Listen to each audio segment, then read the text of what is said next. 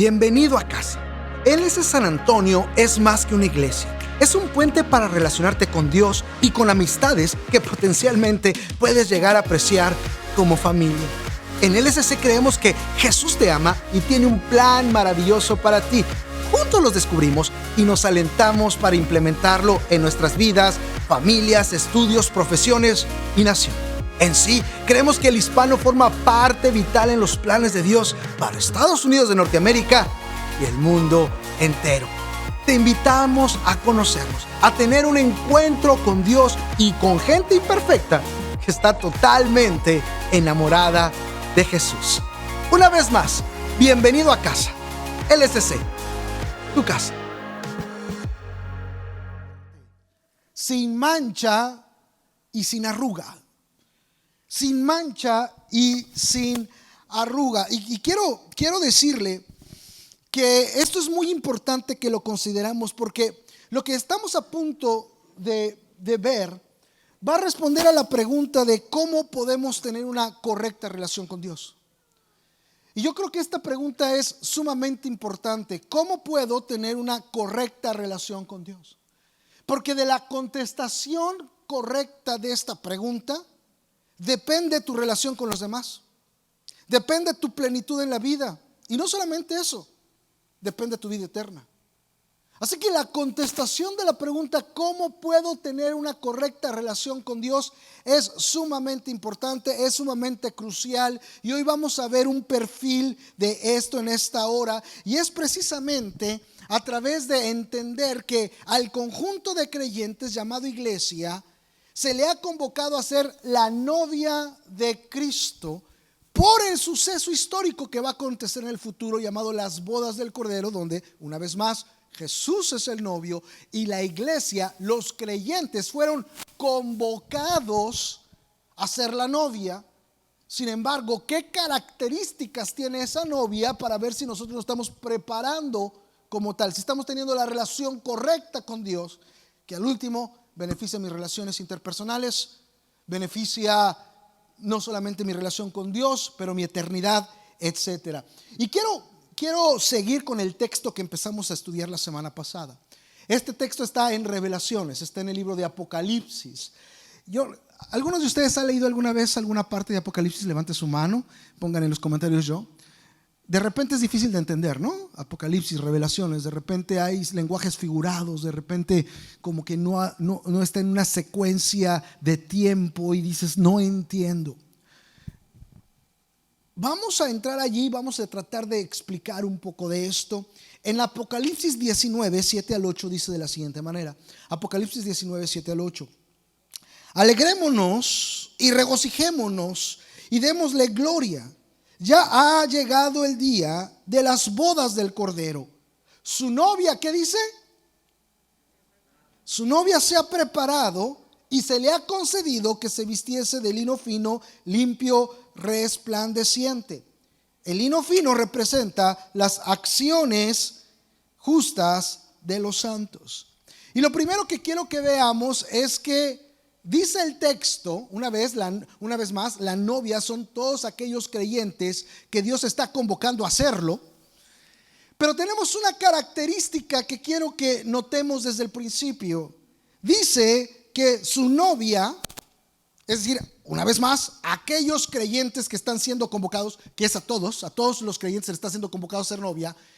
Y esos creyentes tienen una característica, aquellos que van a llegar a ser novia, que se han preparado. Eso es lo primero que vemos en ese texto.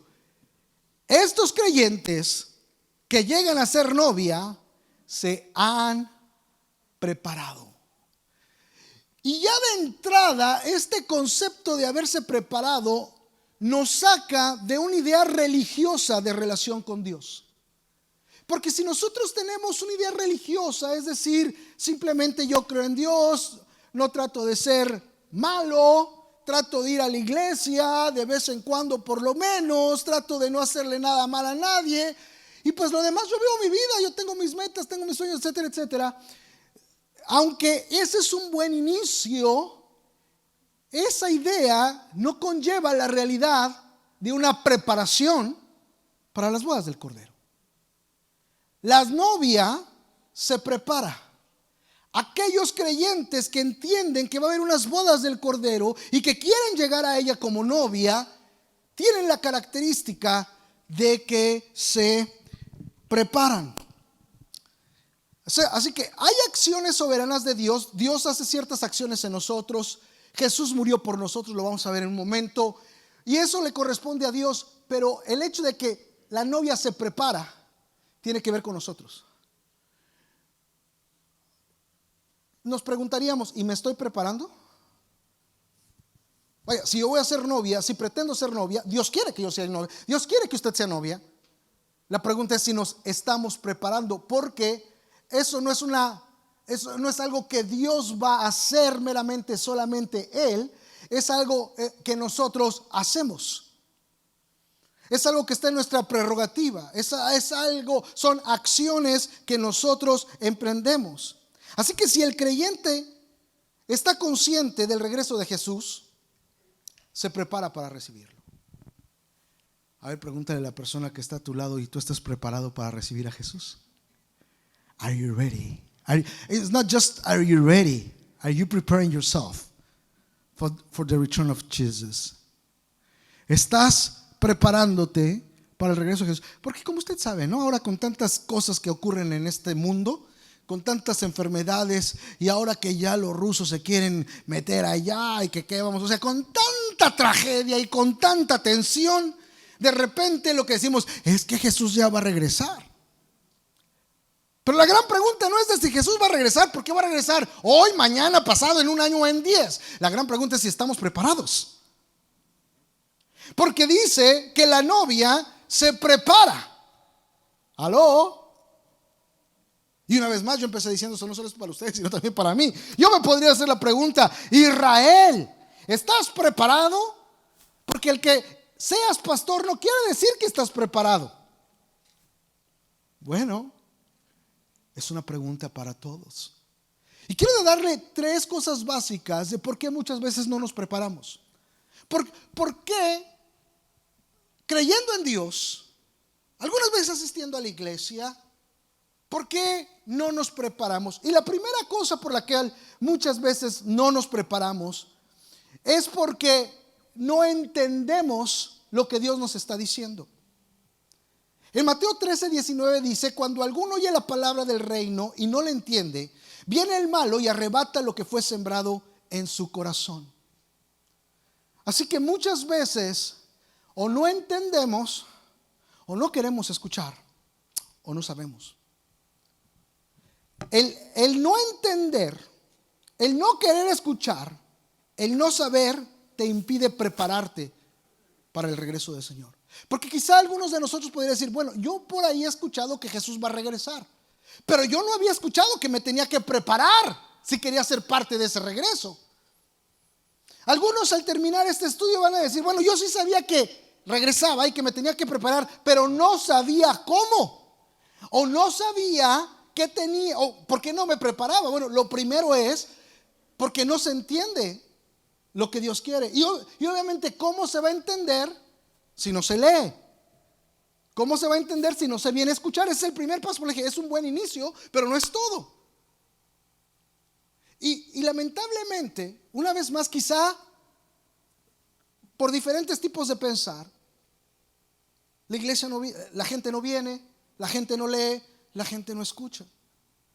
Ahora tenemos que ser como maestros de la palabra, pues muy versátiles. Ahora se las tenemos que mandar en TikTok. Y para los tiktokeros saben que tenemos 30 segundos. Y los que son mejor aceptados 3 minutos. Y se las tenemos que mandar encapsulada con el anhelo de que aprenda algo y que entienda algo y que pueda tener algo. ¿Por qué? Porque sabemos y entendemos que el primer obstáculo para prepararse es no entender el mensaje del reino, no entender la palabra de Dios. Y yo le felicito que usted está aquí. Yo le felicito que hoy tomó un tiempo para venir y decir, yo quiero escuchar, yo quiero entender, yo quiero aprender, porque ese es el primer paso para que usted se pueda preparar.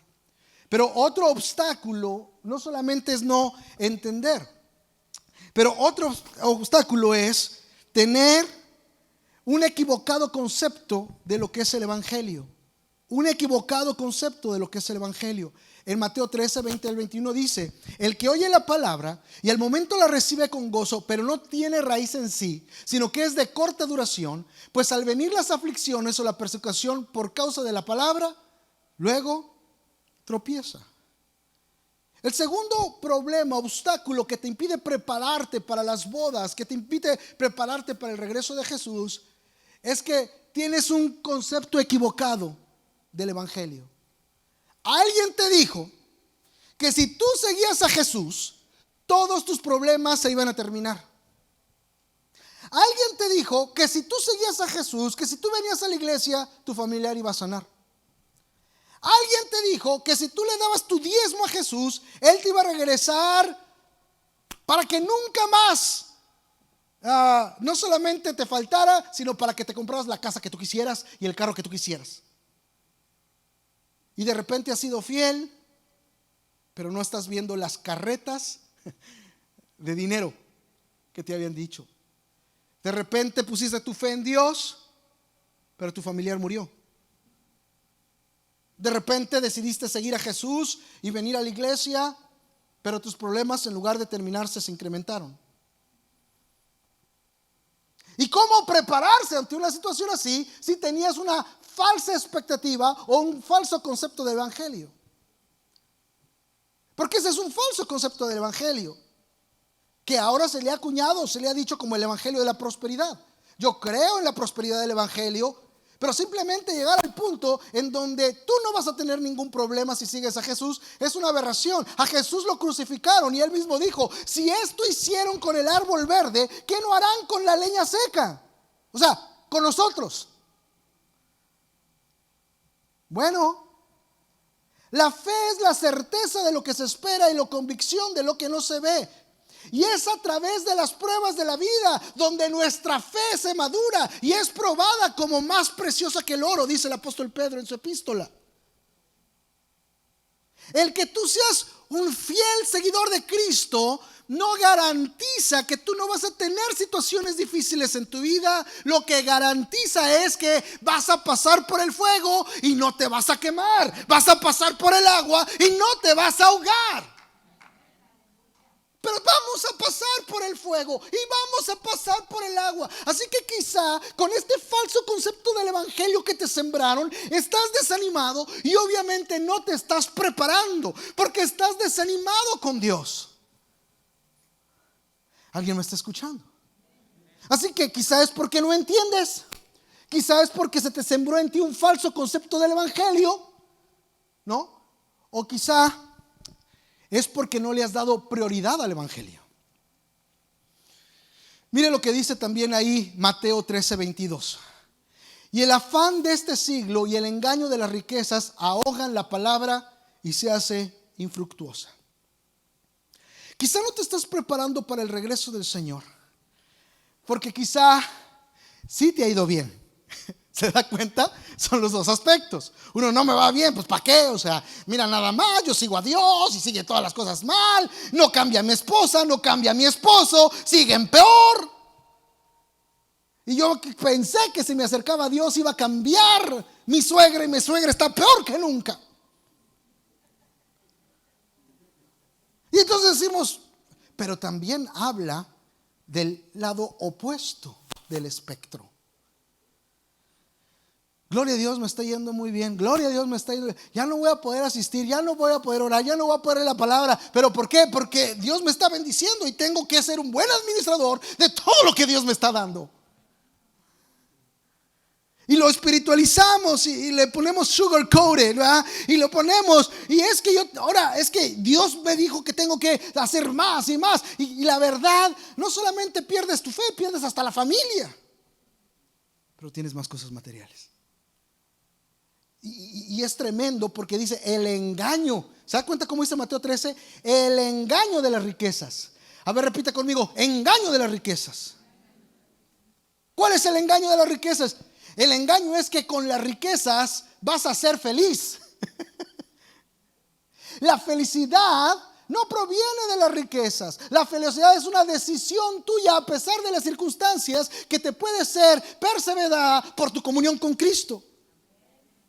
Ahora, ¿es malo ser bendecido económicamente? Claro que no. Yo ya le dije que si usted quiere regalarme una casa con alberca en Londres, yo con mucho gusto la acepto. O por lo menos aquí, ¿verdad? En el West Side, aquí en Woodland.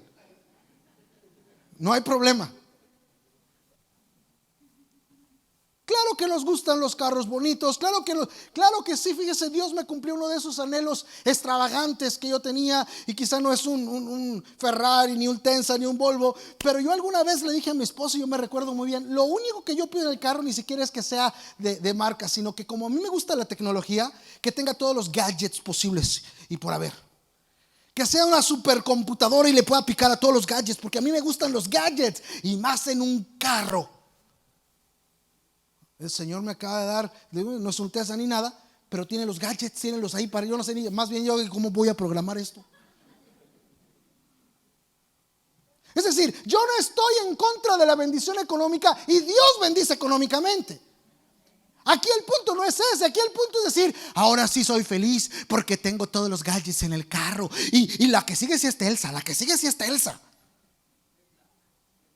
No, esta es otra marca, ustedes no la conocen, porque todavía no sale, nada más que como es en el futuro. No me agarra. Yo sé que no entienden, son marcas europeas. Señor, pero bien que saben ustedes, Ya vi. Así que el punto es el engaño de las riquezas, y entonces estamos trabajando para nuestro reino en lugar de trabajar para el reino. Estamos invirtiendo para nuestro reino en lugar de invertir para el reino. Estamos enfocados en nuestro reino en lugar de estar enfocados en el reino, cuando la palabra de Dios dice: busca primeramente el reino de Dios y su justicia, y todas las demás cosas serán añadidas. Pero quizá estamos engañados y por eso no nos preparamos. Son 3 obstáculos muy sencillos que salen de la parábola del sembrador, que nos impiden prepararnos como novia para recibir a Jesús. O no entendemos, o simplemente tenemos una concepción equivocada de lo que es el evangelio, y estamos pasando por el fuego y simplemente eso nos tiene cuestionando a Dios. O simplemente nos ha ido tan bien que ya olvidamos quién nos da la bendición y nos estamos siguiendo por la bendición, no por el que bendice. Alguien está allí. Pero la Biblia es muy clara y dice, es que si tú estás proyectando llegar a las bodas del Cordero, una de las características de la novia es que la novia se prepara para las bodas. Se prepara para el novio. A mí Dios no se equivoca en nada. Dios tiene mucho enfoque porque conoce. Me decía el pastor Osvaldo que no sabía si teníamos que usar un gráfico como una novia, porque una vez un niño le dijeron, vamos a hablar de la novia del Cordero, y él dijo, no, yo no soy. ¿No quiere ser? No, pero yo no, ¿cómo voy a ser? Porque yo soy hombre, yo no soy novia, yo soy hombre. Bueno, qué bueno que este niño tiene claro eso, ¿no? Pero Dios tiene una razón. ¿Sabe por qué? Porque a los novios no nos importa cómo se ir a la boda. Bueno, yo me acuerdo que cuando me casé no tenían el traje, el lugar. ¿Cómo que no lo tienen? Y ese día yo en la mañana fui a recogerlo y me casaba en la tarde. ¿Cómo que no lo tienen? Ay, no se equivoca. ¿Y ahora qué voy a hacer? Pues tenemos No, pues el muertito era más grande que yo, pero gracho. Me quedó de sleeping bag ese saco, casi. Pero era el único que había. Así que yo me fui a mi boda de clavillazo. Ahora pregúnteme si me importó. Ya llegué. Ella está aquí ya. Ahora pregúntele a la novia si le importa el vestido. Yo digo, está muy caro para un día y una vez. Y Dios sabe cómo nos conectó, ¿verdad? No, si les digo que se vean con vestidos como el novio, pues nadie le va a interesar. Por eso son la novia. Por eso la importancia es el vestido. Porque ese vestido es importante. Y la novia, oiga, ¿qué tan importante es el vestido para la novia? Que se gastan miles de dólares. Mayra, ¿cuánto vale un vestido así económico de novia? ¡$5,000! Yo no me casaba otra vez así con esos precios. $5,000. Pero no hay más baratito, digo. Sí, ¿no? De medio uso. Bueno, ahora no quieren de medio uso. No, ¿cómo voy a poner uno ya usado? Pero lo usaron solo una vez. Y nada más para el civil, no. Porque aunque no sea con toda la ribombona, pues tiene que ser un vestido por lo menos especial. 100 varitos, por lo menos, en la Lagunilla te vas a gastar. Yo entiendo, hermano. Oiga, es tan importante que hay shows de televisión populares. Say yes to the dress. ¿Alguien viste ese? ¿En qué torna? En el vestido. Tiene que ver todo. Y se preparan y sale la novia. Hay supersticiones. No, el novio no tiene que ver a la novia antes de que llegue al altar porque es de mala suerte. Todo en torno a cómo se ve la novia, todo en torno al vestido. Y Dios sabe de qué está hablando aquí. Porque habla a la novia, aunque somos o fuimos convocados a ser todos los creyentes, y habla de su vestido, porque sabe la importancia de eso. Y empieza a describir cuáles son las características del vestido de la novia.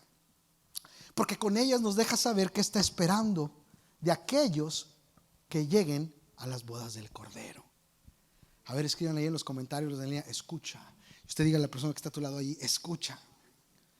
Así que el vestido habla mucho de la novia, de quién es y cómo se preparó. Hay algunos de ustedes, de ustedes no. Quizás son los que están en línea o quizá de otra iglesia, ¿verdad? Que dicen, ¿y se va a casar de blanco? ¡Ay! ¿Cómo va a ser que se va a casar de blanco? Se ríen de nervios. ¿Por qué ese tipo de comentarios? Porque el vestido habla mucho de la novia. ¿Me está escuchando? Habla mucho de las características de la novia. Y Dios sabe lo que está haciendo. No la cultura, Dios escribió esto antes de todo eso. Pero Dios sabe lo que está haciendo. Porque está a punto de describir las características de la novia por su vestido. Y dice, regresamos a nuestro texto de Apocalipsis 19, 7, 8. Alegrémonos y regocijemos y demos gloria. Ya ha llegado el día de las bodas. Su novia se ha preparado y se le ha concedido vestirse. Y dice que se le ha concedido. Quiero no ahondar mucho en esto, pero quiero que entienda algo. Se le ha concedido. Es decir, hay una prerrogativa en este caso del Padre Celestial. Para que usted me entienda, el papá compra el vestido. No que sea así en las culturas, sino lo que está diciendo aquí es esto. El Padre Celestial, a través de Jesús, le ha preparado un vestido a la novia. Y te voy a decir las implicaciones. Es tremenda estas implicaciones. Lo que quiere decir es que no importa que nos querramos casar, no importa nuestras buenas intenciones, no importa que seamos sinceros, si el Padre a través de Jesús no prepara el vestido, no nos podríamos casar. Es decir, para poder tener una relación estrecha con Dios, necesitamos a Jesús. Jesús tenía que morir en la cruz del Calvario para que nosotros pudiéramos ser perdonados y pudiéramos ser otorgados un vestido lino blanco, puro y resplandeciente. Sin esa muerte no hubiera la posibilidad de perdón. Voy a repetir esto es muy importante que lo entendamos en línea y aquí presencialmente. Sin la muerte de Cristo no hay posibilidad de perdón de los pecados, de limpieza y mucho menos de una relación íntima que se figura con una boda con Cristo. Esto te va a llevar a entender que no nada más es de ser sincero, tratar de hacer cosas bien. Porque escucha, tus buenas obras nunca podrán ganarte el perdón de Jesús. Nunca.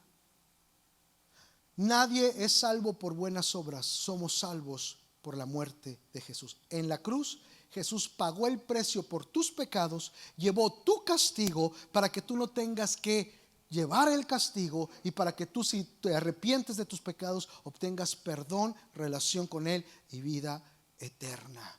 Se necesita a Jesús. Puedes ser sincero, puedes tratarlo de hacer, y te va a pasar como a mí me pasaba antes de conocer a Jesús. Quiero decirte que yo siempre he tratado de buscar a Dios. Yo siempre he tratado de ir a la iglesia. Yo era una persona religiosa. Yo me fui, soy de la Ciudad de México, aunque ustedes ya me perdonaron, los del norte, ¿verdad? Por ser de la Ciudad de México. Ya me perdonaron, gracias. ¿Verdad que que nos perdonen, brother? Diles, ellos también son allá compatriotas míos. Yo hacía todas estas obras religiosas, y aún así me sentía separado de Dios.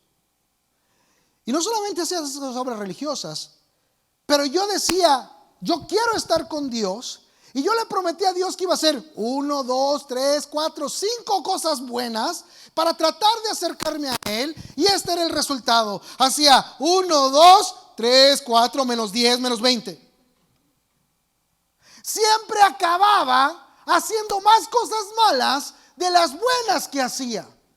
No podía cumplir las promesas que le hacía a Dios. Por tanto, yo mismo decía, no puedo estar con Él. Yo quiero estar con Él, pero nunca es suficiente lo que puedo hacer para llegar a esa meta. Nadie puede llegar a la meta de relación con Dios si no es a través de Jesús. Y básicamente esto quiere decir, el Padre a través de Cristo le prepara el vestido a la novia. Porque si aquella persona quisiera estar en la boda, quisiera el vestido, es sincero, pero el Padre no le da el vestido, no estará allí. Pero el vestido es gratis. Jesús lo preparó en la cruz del Calvario y lo ofrece a todo aquel que quiere entregar su vida, arrepentirse de sus pecados y seguirle. ¿Quieres el vestido? It's for you. Jesús te tenía en la mente cuando estaba muriendo en la cruz del Calvario. Jesús decía, tu sinceridad no va a ser suficiente. Jesús decía, tú vas a tratar de hacer las cosas bien y te vas a dar cuenta que no, y te vas a sentir mal, y te vas a sentir hipócrita, y te vas a sentir que no eres una persona religiosa, que mejor te vas. Porque tú no puedes, es a través de Jesús. Y el Padre prepara el vestido a través de Jesús. Efesios lo dice de esta manera, la carta de Pablo a la iglesia de Éfeso dice en el 5, 25 y 27: los esposos deben amar a sus esposas así como Cristo amó a la iglesia y dio su vida por ella. Lo hizo para hacerle solo suya, limpiándola por medio de su mensaje, de su palabra y del bautismo. Cristo quiso regalarse a sí mismo una iglesia gloriosa, apartada del mal y perfecta, como un vestido sin una sola arruga, ni una sola mancha, ni nada parecido. Es Jesús que a través de su muerte se prepara una iglesia lista para la relación con Él.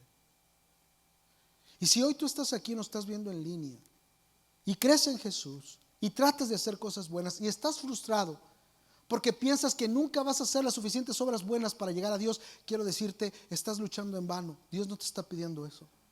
Dios está pidiéndote que pongas tu fe en la obra de Jesucristo en la cruz del Calvario, le entregues tu vida y recibas su perdón y salvación. A partir de ahí Él te va a empezar a ayudar a cambiar. Tú no puedes solo, es Él, y a través de Él que nos preparamos para esa relación con Él. ¿Están ahí? Así que dice que se le concedió vestirse. Se ha preparado, se le concedió vestirse de lino fino. Así que el vestido es de lino. Y ahí mismo dice en el texto qué significa el lino. El lino fino representa las acciones justas de los santos. Diga conmigo, ay, ay, ay. Nos dice hasta qué tela es. Y nos dice es lino. Pero no tenemos que ser teólogos para decir, ¿por qué usaría lino el Señor? No, ahí lo dice, en el mismo verso lo dice. Porque el lino es representativo de las acciones justas de los santos. Diga conmigo acciones. Póngalo ahí en los comentarios en línea, acciones. Y es lo que le decía, las buenas acciones declaran tu relación con Jesús. Dios está esperando que aquella que va a ser su novia tenga buenas acciones. Las acciones justas quiere decir las acciones, las buenas acciones que tú realizas no para restaurar tu relación con Dios, sino porque has restaurado tu relación con Dios, son esperadas de ti. En sí es la que demuestra que traes un vestido para bodas. Las buenas acciones. ¿Se acuerda cuando nuestros padres nos enseñaban que teníamos que tener buenas acciones? Y decíamos, ¿qué es una buena acción? Pues ayúdale a la viejita a cruzar la calle. Pero aquí como nadie camina en la calle, pues nadie le ayuda a la viejita.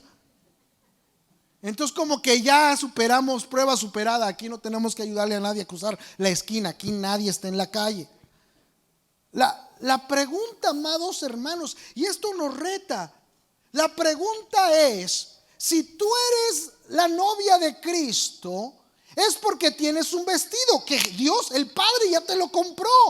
Pero el hecho de que tú tengas un vestido empieza a ser demostrado porque haces buenas acciones por tu prójimo.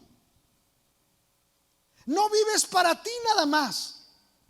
Haces buenas acciones. Y ahora podrían preguntarnos, ¿dónde está tu vestido? ¿Cuál vestido? Yo soy muy hombre, soy muy macho, ni irlandés siquiera, brother. No. Me refiero a que el vestido, el lino son buenas acciones para tu prójimo. A ver, los varones, los machos cristianos. Eso, chihuahua, eso, así, man. Eso, chihuahua. ¿Qué buenas acciones tiene para su esposa? Ahora, quiero subrayar esto. Son buenas acciones, no acciones forzadas o trabajo forzado o para que ya no digan nada o para que me dé algo. Son buenas acciones. Digan conmigo, buenas. Es decir, desinteresadas, de corazón, de amor. Yo tengo buenas acciones. No estoy buscando nada. Yo amo, son buenas acciones. A ver, hermanas. Ahí sí ya no dijeron nada. Qué buenas, subrayado. No buscando nada, no para que nada. Buenas acciones tiene para con su cónyuge. Hijos, qué buenas acciones tienen para con sus padres. Padres para sus hijos. A ver, hermanos trabajadores, qué buenas acciones tiene para con su empleador. Pues ya le estoy trabajando. Sí, estás trabajando por un sueldo. ¿Por eso? Pues sí, pues ¿qué quiere? ¿Que trabaje? No, yo no digo nada. Yo digo que si hay una milla extra que represente una buena acción por tu empleador. A eso me refiero. Una milla extra que no tenga que ver con tu salario. O simplemente dices, para eso no me pagan. Es que lo haga otro, que contraten gente. Esas son las buenas acciones de la novia. Son buenas una vez más porque son desinteresadas. No están buscando conseguir algo. No se hacen por rencor, por resentimiento, por egoísmo. No buscan absolutamente nada más que manifestar el amor de Dios a través de situaciones prácticas de la vida. ¿Qué obras buenas hacemos? Y lo tengo que decir en la casa porque muchos son, como dice el profeta, ni creas, dice el pastor Raúl, ¿verdad? ¿Cómo dice el dicho, pastor Raúl? Luces de la calle o candelabros de la calle y oscuridad de la casa. ¿Cómo dicen? Candil de la calle, oscuridad de su casa. Es que usted sí lee al profeta. Entonces tenemos que entender lo que siempre digo. Empieza por la casa pero no se limita a la casa.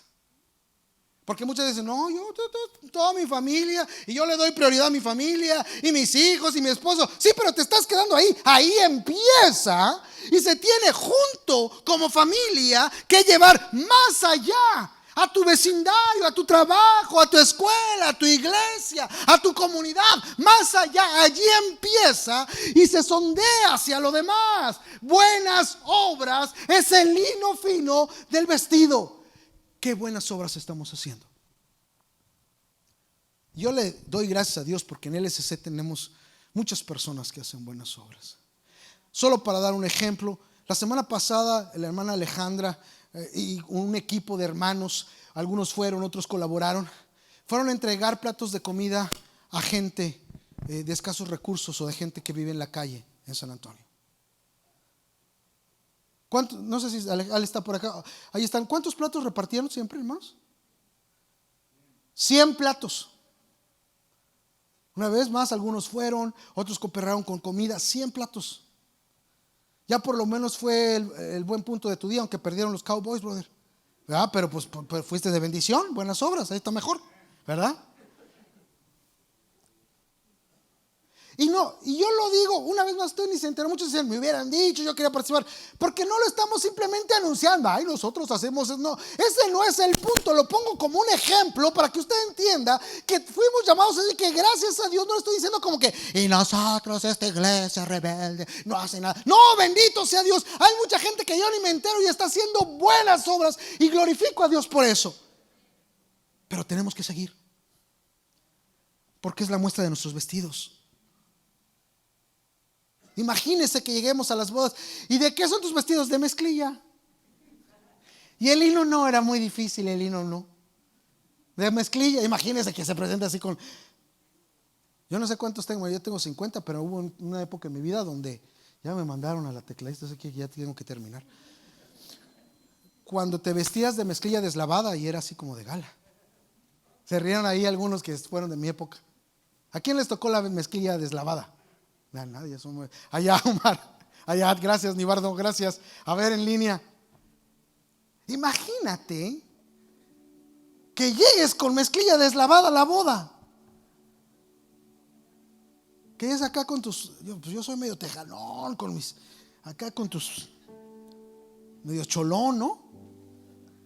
Con tus baggy pants hasta acá, o hasta acá también, hasta arriba, porque ya no es hasta arriba también, que se sacan la cartera así. En lugar de así, ¿verdad?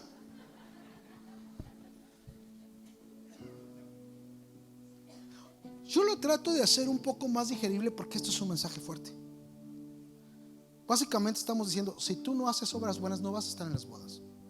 No estás vestido de bodas. Pero yo soy cristiano, yo no estoy diciendo que no. Estamos hablando de la novia. Ya les dije la semana pasada que hay invitados a la boda. Pero Dios, Jesús no murió para que seas invitado. Jesús murió para que seas novia, pero no te puede obligar a casarte.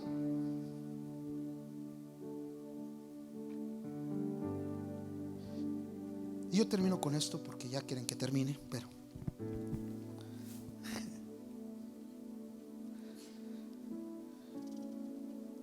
dice Efesios 5:27, precisamente cuando tiene las características del vestido. Cristo quiso regalarse a sí mismo una iglesia gloriosa, apartada del mal y perfecta, como un vestido sin una sola arruga, ni una sola mancha, ni nada parecido. O sea, Jesús murió para prepararse una novia sin mancha y sin arruga. Básicamente lo que está diciendo es, yo ya pagué para que tú puedas vestirte de buenas obras y estés sin mancha y sin arruga. Ahora, estoy terminando con esto. Sinceramente, alguien podría decir, no, pues yo estoy sin mancha y sin arruga. O el día de hoy solo voy a alcanzar a verlo de sin mancha, sin arruga ya no llego. Pero el sin arruga lo va a ver el pastor Osvaldo la semana que viene. Así que véngase preparado para el sin arruga. Pero terminemos con sin mancha. Para que usted entienda lo que quiere decir sin mancha, porque Jesús pagó para que su iglesia pudiera tener vestiduras sin mancha y sin arruga. Ya vimos de lino, buenas obras, formada de buenas obras, y que no tenga mancha y que no tenga arruga. ¿Qué implica mancha? ¿Qué implica arruga? En primer lugar, debe saber que si usted sigue a Cristo, usted ha sido limpio de sus pecados. Ya se lo comenté. Usted no es una mancha, usted ha sido limpio de sus pecados. Y para que usted me entienda cuál es la relación, yo no se acuerda que en la última cena, cuando llegan a esta casa los discípulos, Jesús estaba esperando para lavarle los pies. ¿Alguien se acuerda de cuando Jesús lavó los pies a los discípulos? ¿Alguno de ustedes se dejaría lavar los pies por Jesús? ¿O primero se corta las uñas y los juanetes? No, los espera. Y Pedro le dice lo siguiente. Ahí está en las pantallas, ¿no? Jesús empieza a lavar los pies de sus discípulos, le da el turno de Pedro, y Pedro le dice: a mí nunca me vas a lavar los pies. Pero obviamente lo decía en el contexto de cómo Jesús se va a humillar para lavarme los pies a mí, que yo no soy nadie. Y Jesús le dice: si yo no te lavo los pies, no vas a tener parte en mí. Lo que yo ahora hago no lo entiendes en este momento, pero ya lo entenderás. Prosigue Jesús diciendo: el que está limpio ya no tiene que limpiarse otra vez más solamente los pies. Esto no es excusa para que no se bañe, es parte del texto bíblico. ¿Qué quiere decir? Quiere decir que si tú estás ya con Jesucristo, tú fuiste limpio de tus pecados. Sin embargo, al caminar por esta vida, te puedes ensuciar. ¿Alguien me está escuchando? Pero Dios no quiere que te quedes sucio. Dios quiere que te limpies los pies. Los pies es un símbolo de caminar. Y cuando caminamos por esta vida nos podemos ensuciar. ¿Qué quiere decir? Hacer cosas incorrectas, hacer cosas que manchan nuestros vestidos blancos, porque Jesús ya nos puso un vestido blanco. La novia no te va a tener mancha. Sin embargo, el vestido se pudiera manchar. Que dicho sea de paso, para que si su vestido se le mancha a una novia, es una tragedia. O sea, la novia dice: no, ¿cómo que se me manchó mi vestido? Y va a hacer todo lo posible para desmancharlo con delicadeza, que no se le vaya a maltratar. Es una tragedia. Y Jesús está diciendo a Pedro: mira, tú no tienes que estar diciendo: ya perdí la salvación porque ya pequé. No. Tú vas a pecar en el camino, pero no te puedes quedar con la mancha. Porque si te quedas con la mancha y te empiezas a manchar más y más y más, no va a ser el modo adecuado de presentarte a la boda del Cordero. Te tienes que limpiar. Tienes que limpiarte las manchas, no te puedes quedar con ellas. Y dice 2 Corintios 7:1: así pues, queridos hermanos, estas son las promesas que tenemos. Por eso debemos mantenernos limpios de todo lo que pueda mancharnos, tanto en el cuerpo como en el espíritu. Y en el temor de Dios procuremos alcanzar una completa santidad.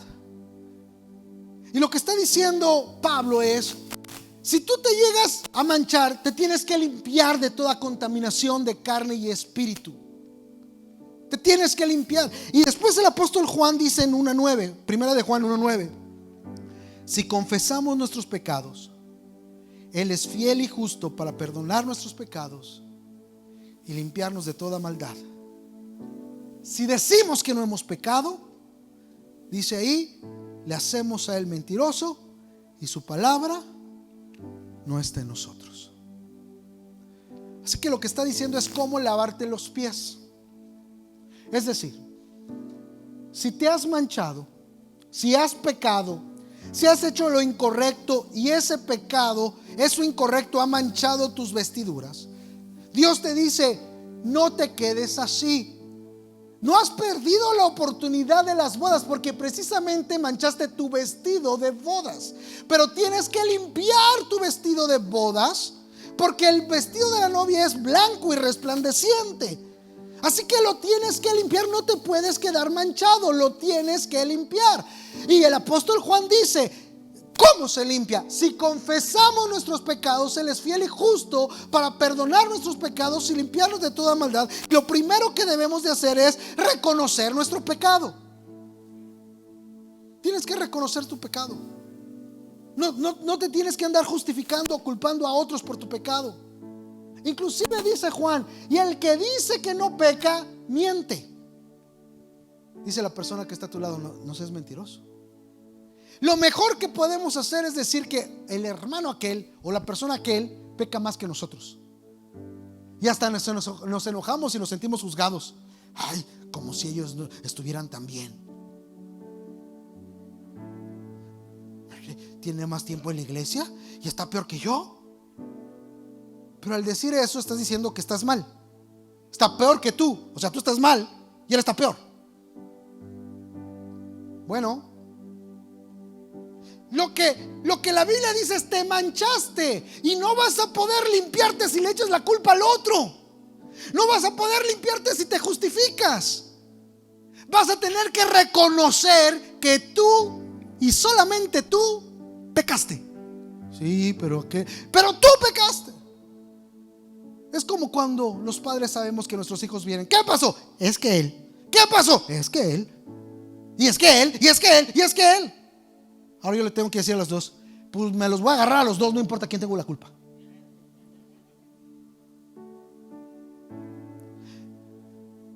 Si tú vas a confesar tu pecado, es porque tú estás aceptando tu pecado. Si no, no vas a confesar. Vas a culpar a otros. Te vas a justificar. Bueno, sí, pero si Dios no quería que pecáramos, ¿para qué puso el árbol? A ver, ¿para qué puso el árbol ahí? Te vas a justificar. Para poder limpiarte, tienes que decir: Señor, yo pequé. Y quizá que Él me influenció y me invitó, pero al último yo fui. Y quizá Él me hizo enojar, pero al último yo reaccioné. Pero es que el teléfono, pero al final yo me metí al sitio. Yo pequé. Así empieza la limpieza, reconociendo tu pecado. Y después de reconocer tu pecado, precisamente se confiesa. El que confiesa sus pecados, se confiesa el pecado. Pastor, ¿eso quiere decir que si yo pequé, pues tengo que ir con todos los que pequé? No, escucha, número uno, tú puedes pecar contra Dios y también puedes pecar contra la gente, y especialmente en relaciones. El pecar contra la gente en relaciones mancha tus vestidos. Y lo que Dios te está diciendo es: confiesa. ¿A qué quieres decir, Señor? Que si tú sabes que estás enemistado, enojado, o como dice el pastor Osvaldo los chilangos, enchilado, si tienes algo en contra de alguien, limpia tus vestidos. ¿Cómo? Ve y pídele perdón por la parte que a ti te toca. Ya ni se escuchó nada.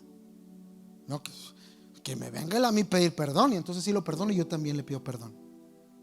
Pero las escrituras dicen bien claro que si alguien tiene algo contra ti, dejes tu ofrenda en el altar, vayas y te pongas de acuerdo y vengas y entregues tu ofrenda.